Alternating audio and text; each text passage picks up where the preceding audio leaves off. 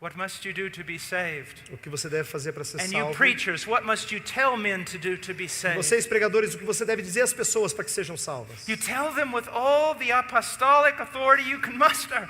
Diga com toda a autoridade apostólica que você tem. Repent! Arrependei-vos. Turn from your sin Se volte do seu pecado. and believe the gospel. E creia no evangelho. And then do not use some mechanism like a sinner's prayer, E não use um mecanismo como uma oração do pecador. so that having done that, they can latch on to some form of security.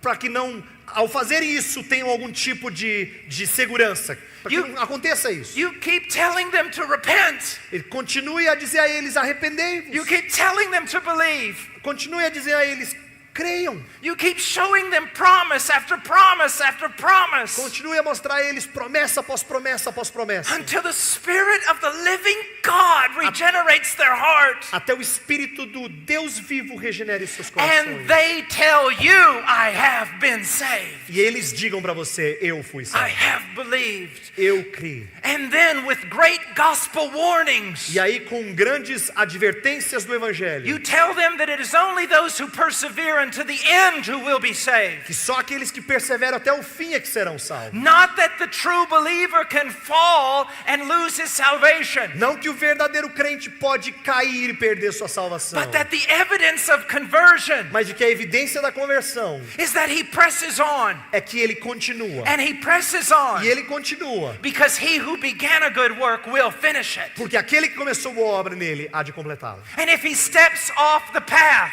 E se ele sai do caminho, you warn him with great warnings. adverte com grandes You advertências. tell him of those who have apostatized. Diga a ele daqueles que apostataram. And if he continues in that path, Se ele continuar nesse caminho, you let him know his danger.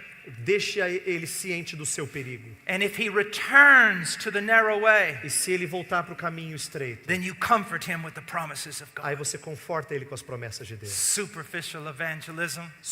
Evangelismo It has superficial. sent more people to hell than all the cults in the world.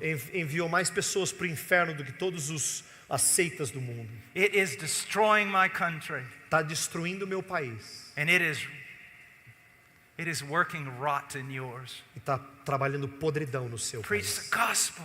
Pregue o evangelho. Show them the promises. E mostre as promessas. Be a doctor of the soul. Seja um doutor da alma.